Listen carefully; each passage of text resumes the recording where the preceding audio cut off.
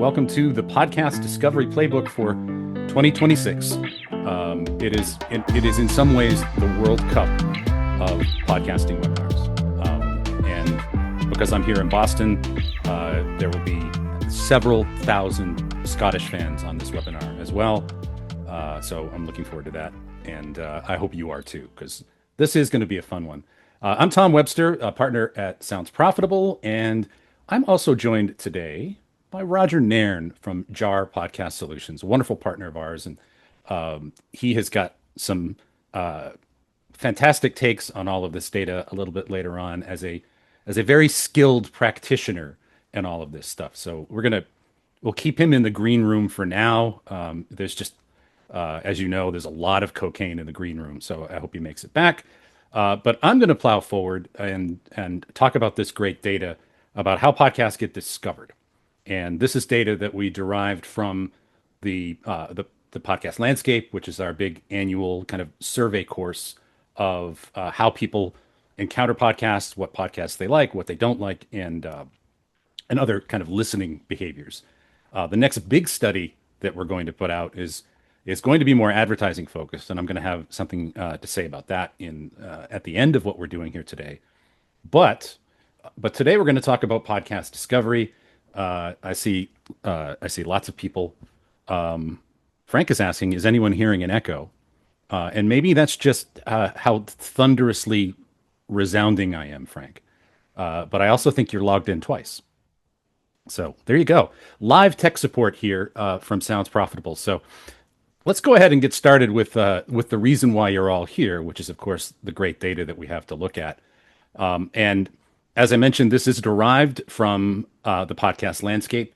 And this particular report is sponsored and brought to you in partnership with JAR Podcast Solutions. But as it was derived from the podcast landscape, I also want to honor our charter sponsors who sponsor all of our research fieldings all year long: BetterHelp, NPR, ESPN Podcasts, American Public Media, and the SiriusXM Podcast Network. And of course, our research partners at Signal Hill, who do such a great job collecting all of this data for us. The podcast landscape is a very large study. We survey over 5,000 Americans 18 plus. And from those over 5,000 adults, these discovery questions were asked for anyone who's ever listened to a podcast. So we didn't restrict it to monthly or weekly listeners. So it's a very large sample here that includes certainly very active consumers of podcasts, but also very casual consumers of podcasts who maybe it's been a while since they listened to or watched one. But in any case, it's a very large sample.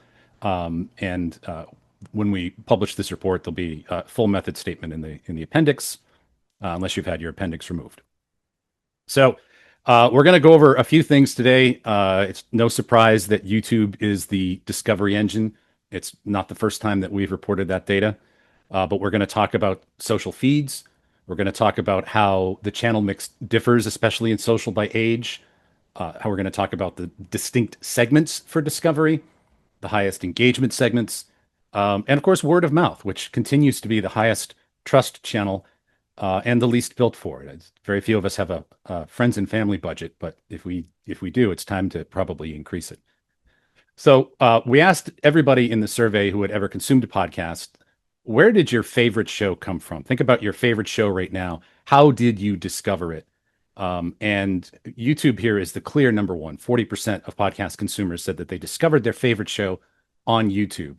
And if you fold all of that in with the leading social sources here, almost 2/3 of discovery happens from either YouTube or from social media. And I don't want to kind of hammer this too much, but you look at things at the bottom there, like an ad on another podcast or a trailer. Those tend to be things that we spend a lot of our time on, but they're not necessarily the most effective things. They are with certain segments. Host recommendations are obviously much higher than an ad on another podcast, and that's how ads work. But social and YouTube really are the drivers here of where people's favorite show came from. And then we asked where they hunt for their next show. If they're looking for their next show, where do they go? And again, the YouTube number rises considerably here, up to 55%. So, and this is a As we say in the business, a multi-select question. So it adds to a lot more than 100. I don't know how much more than 100. Those kinds of numbers really scare me, but they're a lot. So uh, that has some interesting differentials by age, however. If you look at a platform like TikTok, the likelihood of an 18 to 34-year-old to discover their next favorite show, next favorite podcast is 7 times higher than the average here. Spotify skews 4 times younger. Radio and TV, 54% are 55 plus, right? As a 55 plus year old human myself, it's one of the most important undiscovered, untapped demographics for podcasting. It still lags way behind, but depending on the demographics you're trying to attract to your show, there are obviously some real channel differentials here. Again, I think when you spend some time with this data, if you download the deck, and I hope you do, you'll see that there are absolutely some really distinctive segments here in favorite show discovery. Now, the growth of the medium right now is happening outside audio. If and what I've done here is I've looked at people who are brand new to podcasting and people who have listened to podcasting for a few years or watched podcasts for a few years, and also then the veterans, people who have been with the medium for 5 years or more. And where the new growth with the new listeners and the new viewers is coming from, absolutely Facebook, absolutely YouTube, somewhat host recommendations. But the story here is that the most recent wave of listeners even is acquired by social and by video, and not by the sort of traditional in podcast surfaces. Although again, host recommendations do matter, as does word of mouth, frankly, from friends and family. And this is something that we've certainly this data that we've put out before. In practice, YouTube is the largest podcast app, but we have put out research in the past.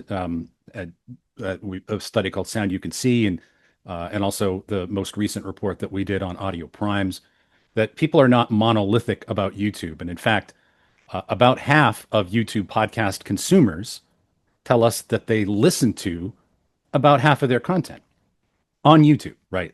So YouTube, we have to think of YouTube as a podcast app and not necessarily as a video platform, but video is the front door. Video is absolutely the on-ramp to discovery. Now, how do people find podcasts on YouTube? They're very intentional about it. 62% tell us that they are searching for a specific title, and another 30% are searching for a specific host or celebrity. And there's some overlap there because, again, people can choose more than one. But 78% of the people finding their shows on YouTube are doing so with intentional searches for either a title or a particular human. So these are intentional and not algorithmic.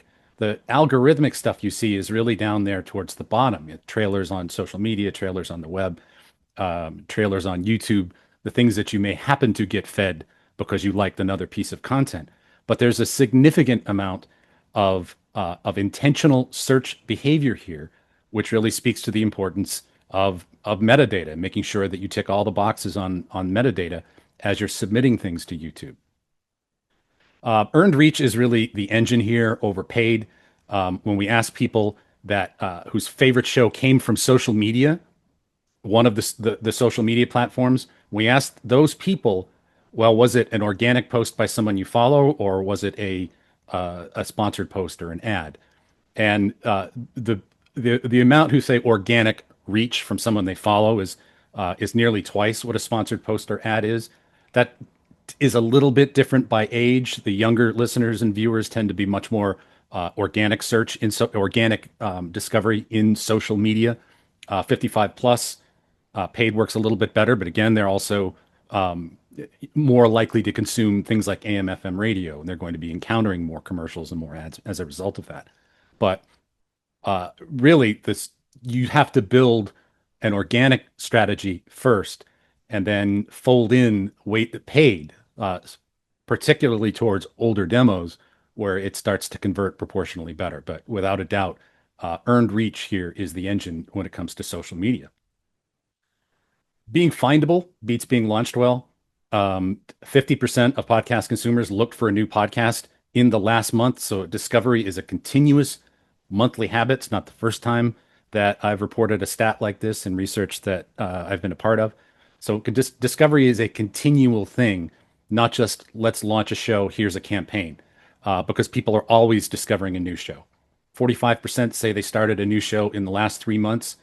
And three-quarters of the people who listen to limited series say that they seek a replacement as soon as that one ends. So uh, discovery is a continuous habit that you always have to be feeding because you never know where your next listener is going to come from.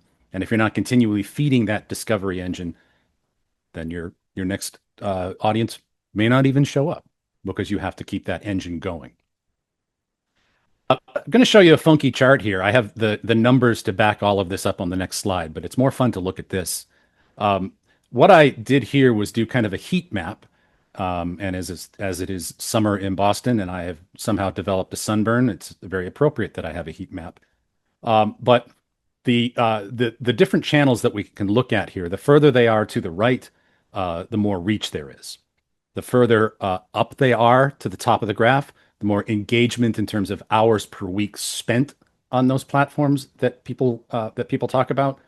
And then there's another element that I folded in here, and that is uh, receptivity to brands on podcasts, because there's some really interesting data coming up about that. So you get a lot of brand receptivity and engagement on things like X/Twitter, right?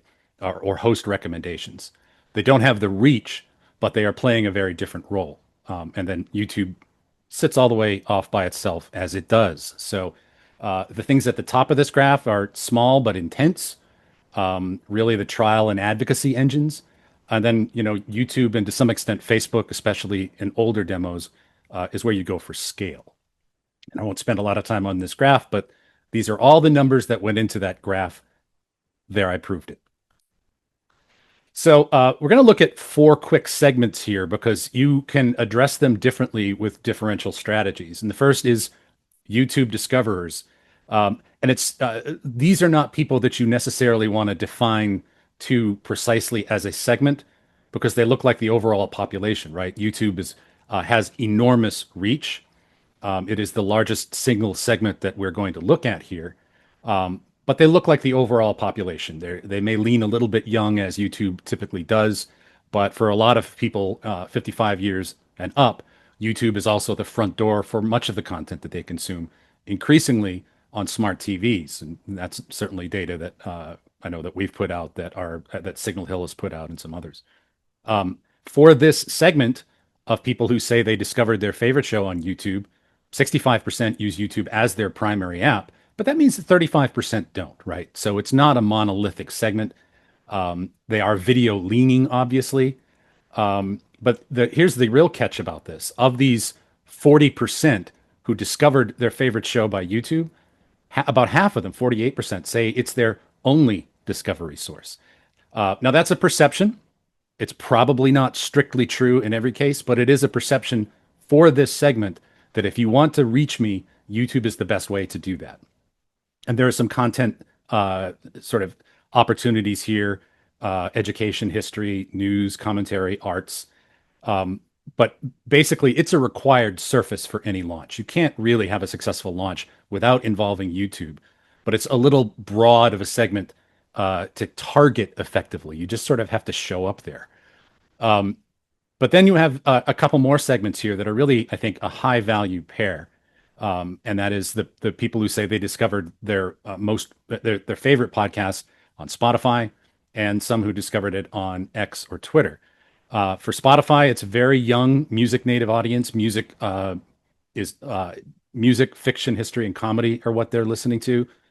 They are a top tier in terms of engagement, 3.9 hours a week on Spotify, and 58% of them are brand friendly. In other words, when you tell them that a brand is involved with the podcast that they are interested in consuming, 58% of them actually look at that more favorably than actually the percentages who say least favorable or like definitely would not consume are very, very small. The after that 58%, it's mostly a lot of I don't care.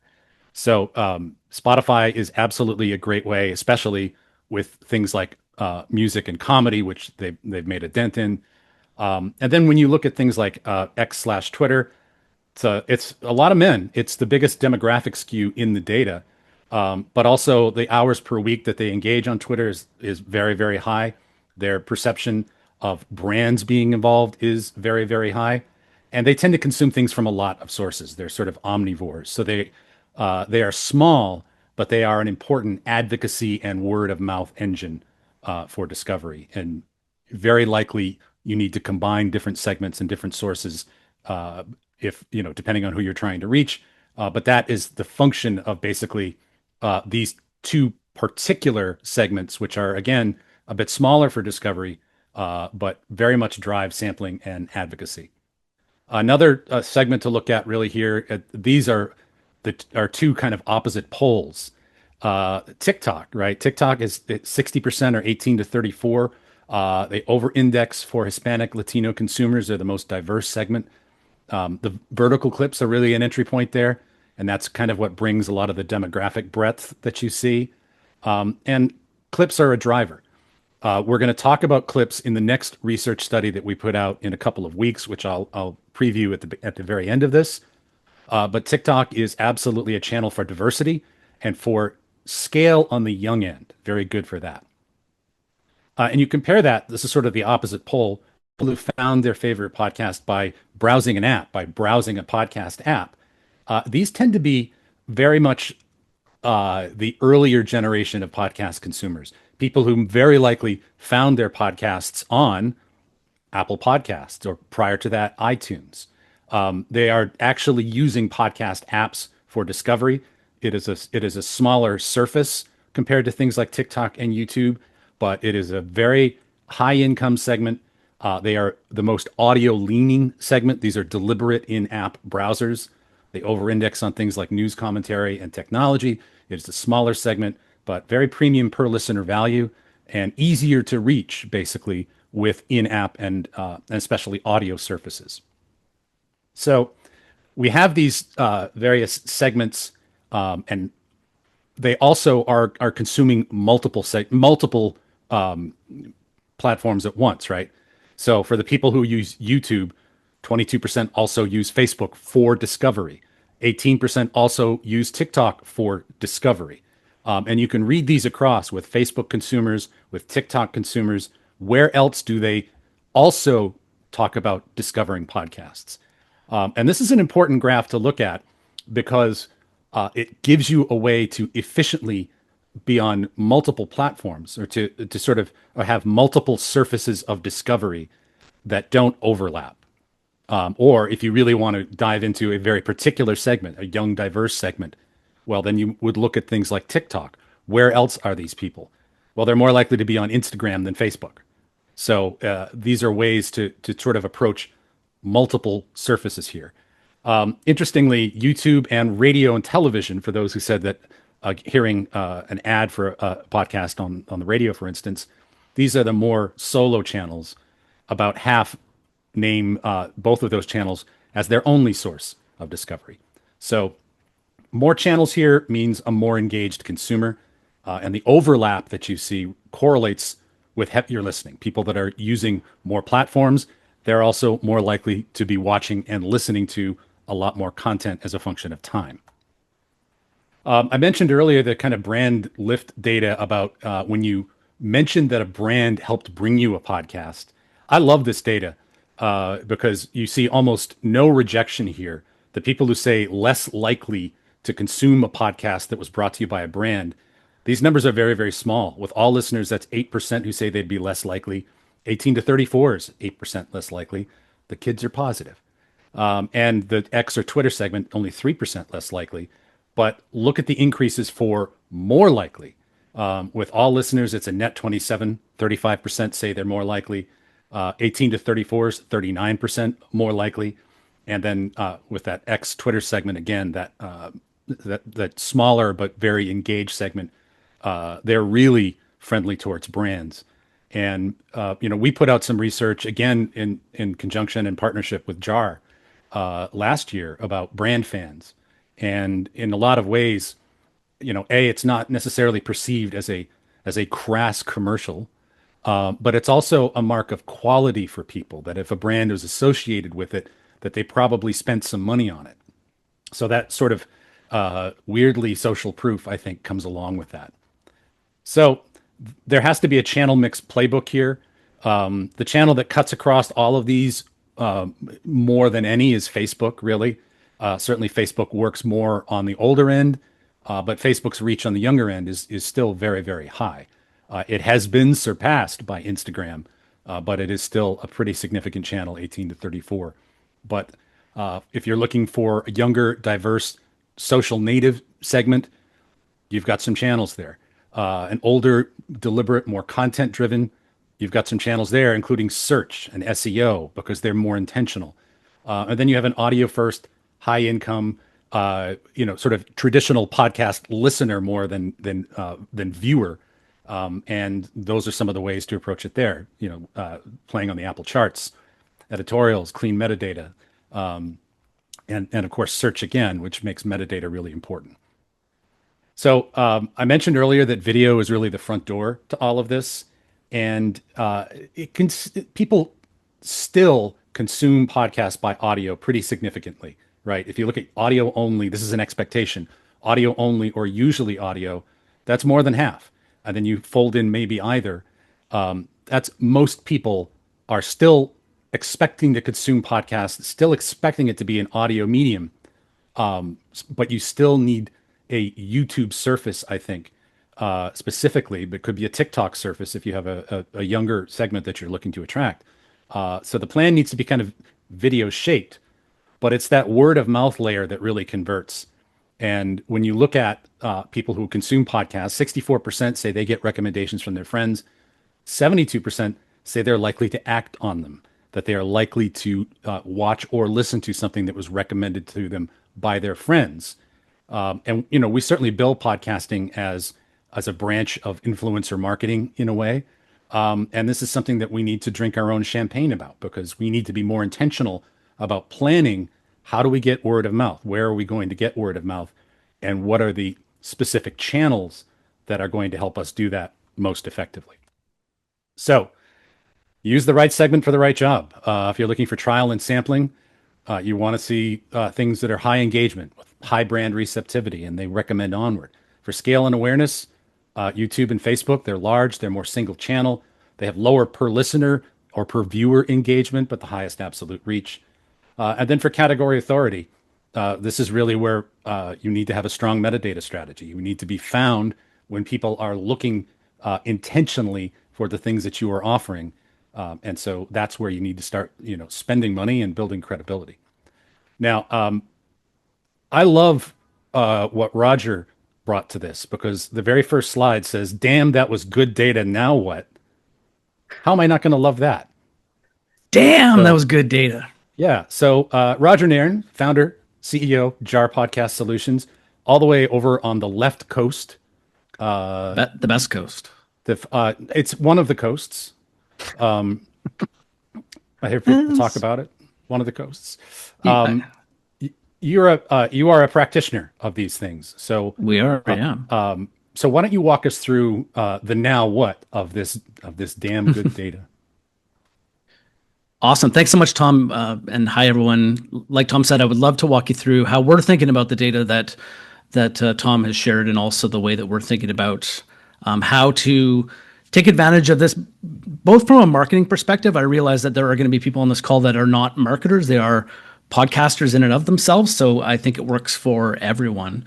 So what I saw out of the data was 5 strategic shifts that are happening. We're going to go through each of them today. So first is stop treating podcasts simply as audio products. The second is build for YouTube from day one. I'm going to put a bit of an asterisk on that, a verbal one, not a visual one. Create great clips even before you create great episodes.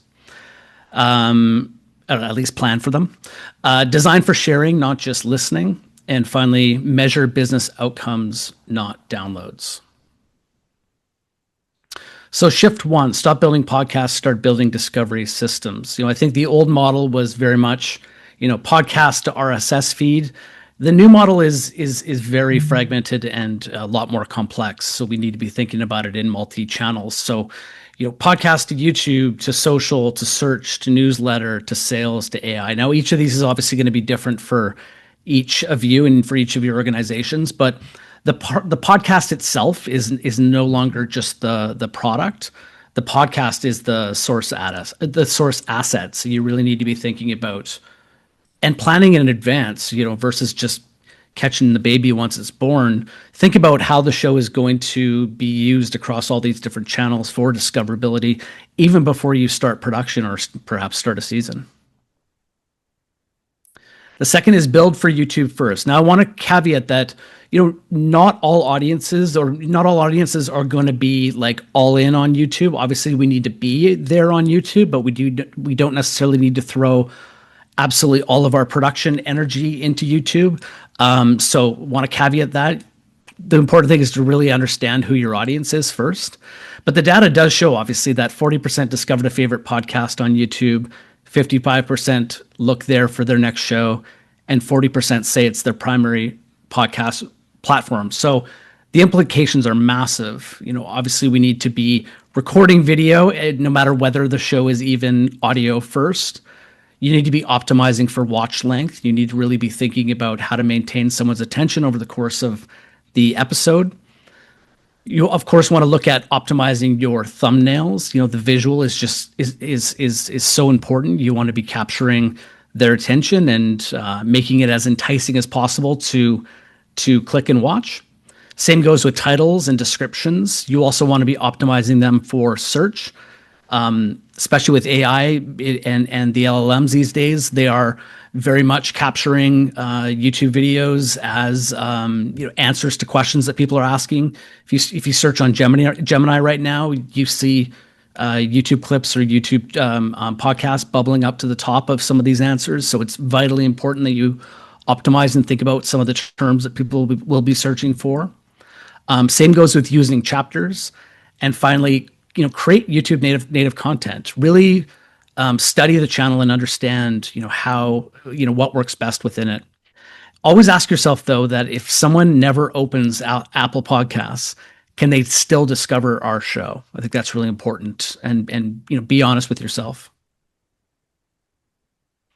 The third is create a distribution budget, not just a production budget. I'm still shocked that a lot of brands these days are spending, tens of thousands, hundreds of thousands of dollars producing a great podcast, but then putting no money and no effort into helping people find it. And obviously, the data that you just saw suggests the opposite. So one of our rules of thumb has traditionally been sort of a one-to-one production distribution budget.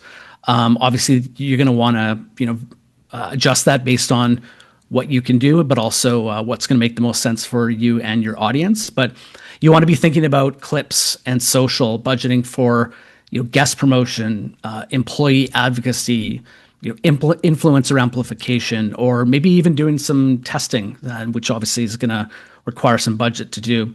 The most important thing we think is that you should be thinking about how the show is going to be distributed before you even start recording. Again, don't wait for the baby to be born and just catch it. Think about in advance, where this show is going to be distributed and how it's going to be distributed and how people are going to find it, and craft the show around that. Roger, you would make a terrible midwife or doula. Horrific. I'm too busy drinking our champagne. There's a lot of baby catching. A lot of baby catching. Yeah. But, I'm sure you're good. I'm sure you're very good at it. These are podcast babies. They'll be fine. Shift number 4, design for sharing. Again, the data shows that 64% receive podcast recommendations from people they know. 72% are likely to act on those recommendations. So the question becomes, what would make someone send this episode to a colleague? Not just how do we get more downloads? We're really talking about social currency here. So what social currency does this podcast or this podcast episode give to someone? Nobody really wants to be sharing, and I don't think nobody really shares an episode called episode 42, the future of AI. You might get a few shares there. What they really want to share, though, is 3 AI use cases that eliminated 40% of our support tickets. Very specific, obviously very niche, That might not be something that I would share, but if I'm the VP of customer success, I can share that episode to my team and say, listen to minute 14, and I'm delivering a ton of value to them right then and there, and they're probably going to listen to that. And then finally, there is no average podcast listener. The audience finds your show on TikTok, but that's different from the audience finding your show on search.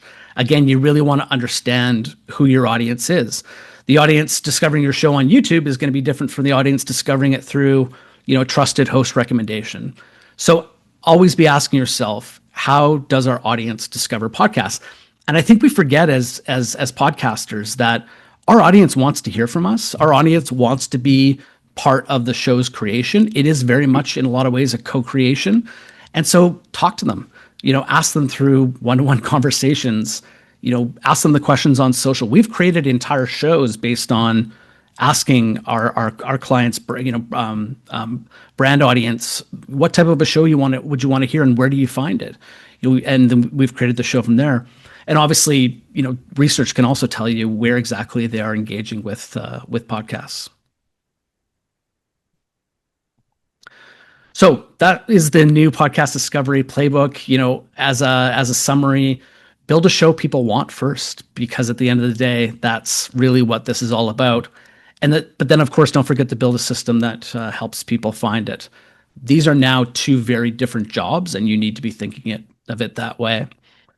As a big thank you for showing up today and watching the webinar, JAR wanted to send you all a free bonus resource. So I've actually put together a podcast discovery scorecard. This is 20 questions to help you evaluate whether your podcast is built for discovery, sharing, and audience growth. It's completely free. We're going to send it out to everybody after the call when we send out the recording of the webinar. Just on behalf of JAR, thank you to Tom and the entire Sounds Profitable team. They're absolute pros and amazing to work with. And I hope you guys all got a lot of value out of today. I'm sure you did. And if anybody has any questions at all, don't hesitate to reach out to us at jarpodcast.com through our website and on social. I like to hang out on LinkedIn mostly. Although apparently it's terrible for sharing podcasts. Well, we'll get to that. Every audience is different. Every audience is different, and what I really loved about the wisdom that you brought to this, Roger, is, I love that concept of spending on production versus distribution 1-to-1, and that's just not something that I think a lot of podcast creators really think about. I think a lot of people are still in the "I built a better mousetrap" kind of. Yeah. I mean, when we started JAR 10 years ago, we were still in, it was very much the kind of this can go viral stage. Let's be honest, we're way past that point now. You've got to do some heavy lifting to get the show in front of the right eyes and ears. And that's going to take some proper strategy and effort. So yeah, 1-to-1 is a good rule of thumb for us. I know my good friend, Jay Bear, who has taught me more about content marketing than anybody on the planet. He just gauges it in terms of effort, not necessarily spend. And if he produces a pillar piece of content, he'll spend 20% of his time on that and 80% of his time on distribution. And just how can I atomize this? How can I amplify this? The work is work. And I think I just, when I look at the future of podcasting, I'm so excited because obviously there's a ton of, content out there right now, which we all know and we deal with every day. But the podcast is just the most amazing central spine to a brand's content ecosystem. And if you can really look at it that way and get the most out of it, and to just spend a lot more time on the distribution of it, but also just getting as much juice out of the orange as possible, the ROI behind that is amazing. Well, I'm really glad you brought that up. I want to, I'll just real quick, I'm going to take some questions. I'll look and see what you've put into the Q&A box because we have some time. And there's 11 of them. It would be, I mean, probably 4 of them are, will this be available? And yes, it will. That is the quintessential webinar question of all time. Yes, it will be available. The deck should be up at 3:00 on our site, and that's soundsprofitable.com/research. But you should never /research, friends. It's a bit of a passive aggressive question too, isn't it? It's kind of like, I'm not really paying attention. Is this going to be available later? Can I consume this not on your Yeah. time? Why, yes, you can. Yes, you can. Before I get to some questions, though, I'm really glad that you mentioned the kind of spokes of different things because the next major study that we're putting out, I'm going to be debuting it next Friday at VidCon. They've actually given us one of the session keynote tracks to debut this study, and it's a much more sort of focused view of the study that we did last year, the advertising landscape, where we looked at 23 different ad-supported media platforms for various advertising kinds of attributes. Podcasting, as you all know, has the trying to define it is a difficult task, and I know there are lots of people spending cycles on how to define it. But putting this study together, I thought about, well, why can't we just put our arms around all of it? And if we do put our arms around all of it, then we can talk about what various aspects of the podcast ecosystem, what some do, what some do better, or what they specialize in, because everything has a positive role when it comes to a marketing campaign. So this study, the Podcast Atlas, is going to look at five kind of uh, universes that touch upon what is really the creators, the connective tissue for all of this. And all five of these things have different roles, different strengths, and can be used differentially for products, campaigns, or whatever. There's never been a study like this. It came out spectacularly. It's a giant sample. So we're going to debut it at VidCon if you happen to be going to VidCon. But then we will do another webinar on this the week after on July 1st. And I don't have a link for that yet to subscribe to, but you're already subscribing to Sounds Profitable, which is why you're here. So you will certainly find out about it. All right, so we have some time, and Roger, you mentioned that you're going to send everybody that gift, which is awesome. But let's have a look at some of the questions here. Let's see, Q&A. And I'm gonna throw these largely to you, Roger, because you're our in-house expert here. Frank, who writes for Forbes about the medium, asks, "Why do you think podcast feed apps don't drive more discovery?" I mean, I think the quick answer is there's not much of an algorithm there. It is very much sort of manual and based on the way that the apps are organized. Obviously, Spotify, you do get served things up more, but I think that's the biggest reason is, let's be honest, YouTube has the most incredible advanced algorithm, and you just get served. It's all about the what to watch next, and it's all about the recommended for you. It's just a huge driver of discovery. Frank asked a few questions, so I'm gonna skip around. As much as I want this to be a Frank-centered webinar, we'll get back to all of your questions, Frank. Marian asks, "Are people discovering audio-first podcasts on YouTube, or is it mostly vodcasts?" I love that term. Yeah, I do too. It makes me think of vaudeville. It makes me think of like radio VJs, like the Much Musics of the. That's a very Canadian thing, but Yeah. MTV. And the simple answer, Marian, is that people are discovering audio first podcasts on YouTube. They can't be audio only. There has to be a visual strategy. There has to be a surface that is video, that is a door in. And that, again, I'm not all about everybody's podcast has to be on YouTube. The data doesn't support that. But every podcaster probably should be some surface to expose that to. So it's not necessarily mostly, I won't say it's not mostly vodcast, but I will say there's plenty of audio first consumption of things that are discovered first on YouTube. Just to add to that, I believe somebody lower down asked a question around, or they had said, I've heard that YouTube penalizes channels for having audio only videos intermingled with video. Is that true or no? I've heard the same thing, but I don't have anything specific from YouTube that's told me that. But Tom, when you say that people are discovering, audio for, like, even if it's like a static image over top of, that's still considered you know, Yeah, discovered on YouTube? that it would, but that stuff doesn't do very well. No, I didn't think so either. In practice, it does not do very well. It gets penalized in the algorithm, which makes intentional, Yeah. more intentional surfaces for discovery really, really important. And a lot of it is just having clips. And I loved what you said about people don't say you should listen to episode 42, the future of AI. They give you a much more concrete handle, Hmm. a surface, right? And that and that all kind of factors into that. Yeah. Uh, Joe asks, can you define brand association? Is it a branded series, a brand that also has a podcast, or host read brand sponsorships? For this particular question, it is less about an ad and more about more about branded content. Did Was the brand involved in bringing you the content? Which is the thing, Roger, I believe you are involved with That from is very, time very to good time. news to hear. Yeah, I mean that's it's what we've always believed in, and I'm really, really happy to hear that. Yeah. All right. Let's see here. So that was that answered Frank, I think, reasonably well on that question. Um, Someone, Frank also asked, "What is watch length? Can you explain?" It's literally how long the average viewer is watching the episode on YouTube.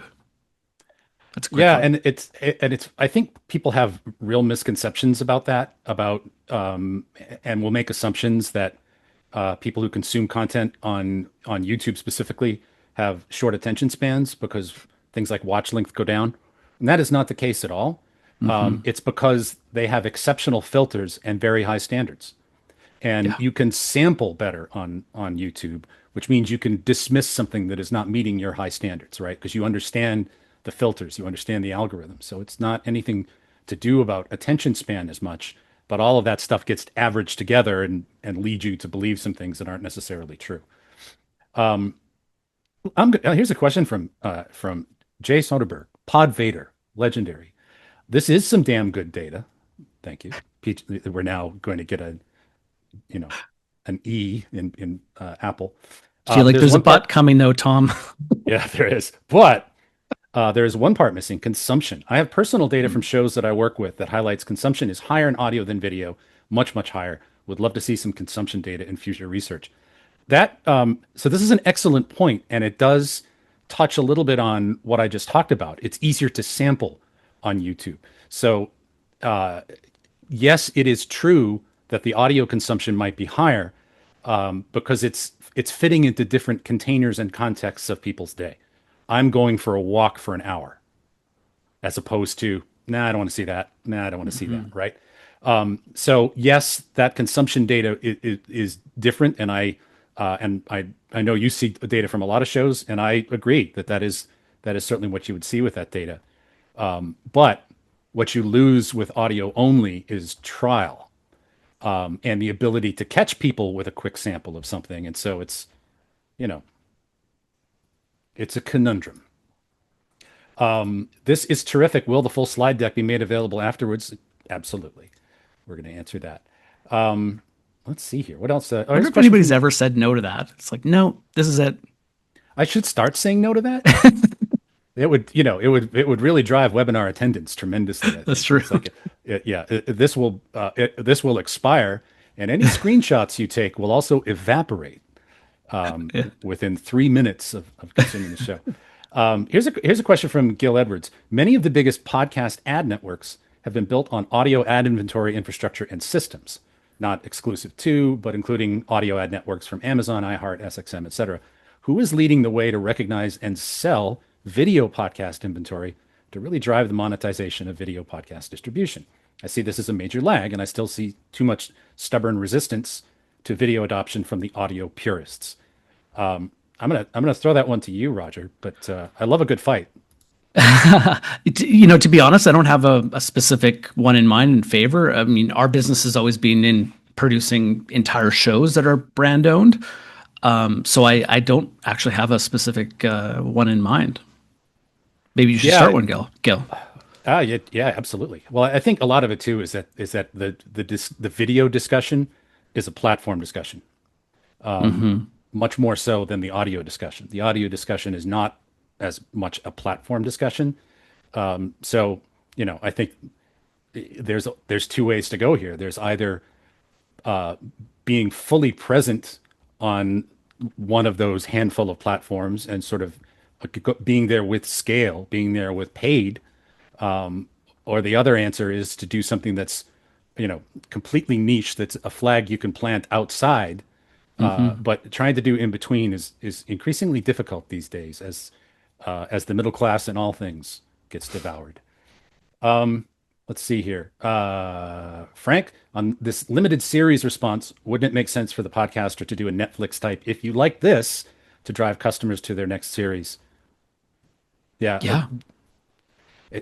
Yeah. If they have the next series. And one thing I've always thought is that if you are a purveyor of limited series shows like that, and you can't keep the hopper full all the time, they're incredibly incredible investments of time and treasure. But you probably can find like-minded people producing the same kind of content that you could keep a branded feed going and sort of make your own podcast network that always has something in the hopper every week and does not disappoint. But there's no question, you know, Netflix is able to do that. HBO did that for years. As soon as one prestige show on Sunday night was over, the next one started next Sunday. That's very much the case. Amazon is very much doing this with the young adults. Off campus is, it used to be the summer I turned pretty, and now it's off campus, and they've already got the next one in the hopper. I know that for sure. Oh, for 100%. Yeah. Here's a great question from Sherry. I'm curious, with the latest uptick in YouTube as the place for podcast listening, and I'm going to insert the angry air quotes, is this growth due to an increase in smart devices / screens? And, our data is showing that. I know Paul Riesmandel from Signal Hill is on here live today. They put out some really good research on that. We are seeing a big uptick in smart TV podcast consumption. And that was before Netflix started to put on things that, strain the concept of what a podcast is, I think. But because the number one podcast app on smart TVs is YouTube, and by like a lot. But increasingly, the smart screen is the thing that brings co-consumption in, right? Which television's always enjoyed co-viewing, and radio's always enjoyed co-listening. And it's also, for a lot of people, it's their primary media control OS, right? Because that's, because they're getting their music there as well. It is literally the screen in front of them. So yeah, without a doubt. Take just a few more here. Let's see here. Just to add, I think also with Netflix now embracing podcasts, and a lot of podcasts are now moving to streaming channels like that. I think it's just going to become more and more the home. Your home base is your TV. Yeah, no, absolutely. Jake asked, you mentioned LinkedIn is a terrible podcast discovery surface. Is there any research behind that? Sounds like for an opportunity who can ever can figure that out on the platform. I think Roger figured it out with those suggestions about, hey, check out minute 40 of this. That's the key to it, because people aren't in the mood to consume a podcast when they're doing something on LinkedIn. It's the wrong container for that. But Roger, you answered that terrifically, I thought. Thank you. Yeah, and don't get me wrong, there will be audiences where it makes sense for them to discover podcasts on YouTube or on LinkedIn. Again, it goes back to just, you got to understand your audience. Yep. Here's another question from Frank. Unlike native YouTube content, podcasts generally have extensive evergreen content. How can they leverage those archives based on your recommendations? Roger, anything you want to tackle there? Yeah, I mean, I think one of the best things you can do is either give the audio new life by perhaps exploring something like animation, or something that can be applied to the audio that doesn't, obviously animation is not simple, but it doesn't necessarily require a full shoot and all that sort of stuff. So I think it's just a matter of getting creative with what already exists and not having to reinvent it. I know my partner Jen, who's our chief creative officer, has a ton of ideas probably bubbling in her head right now. But I think it's just a matter of figuring out what's going to make sense for your audience and get creative with it. It's Yeah, a and I great think it's question though. also it's that's a great question. I think it's also, not to get too ethereal about this, but I think it's also just kind of like being open to the universe.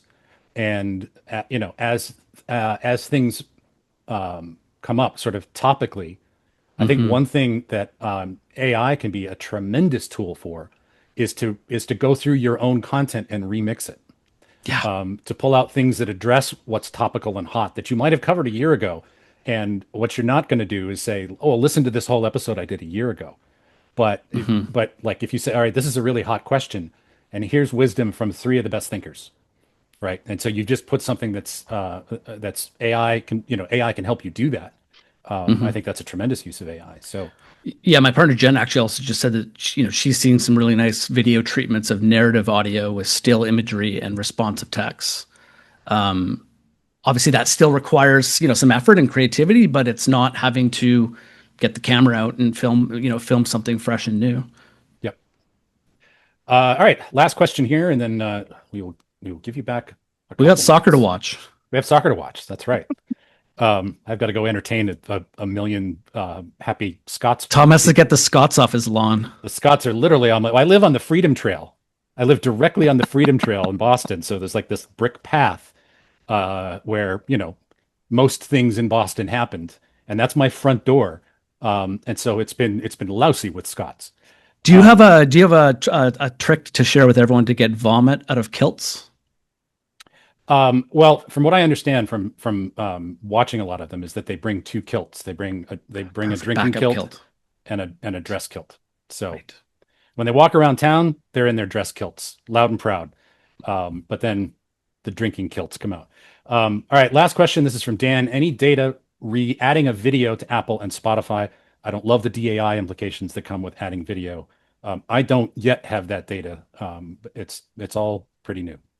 Hmm. Me neither. All right.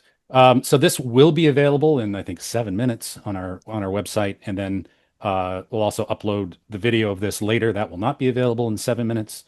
But and then look for an email that has the 20 question discovery playbook that Hmm. Roger put together for you, which I'll is send that out on Monday wonderful. or Tuesday. I don't think Friday is much of a discovery No, no, play no. around. Like, Friday, yeah, just take the day. take the day. Say, well, it's Juneteenth here, and Watch some football.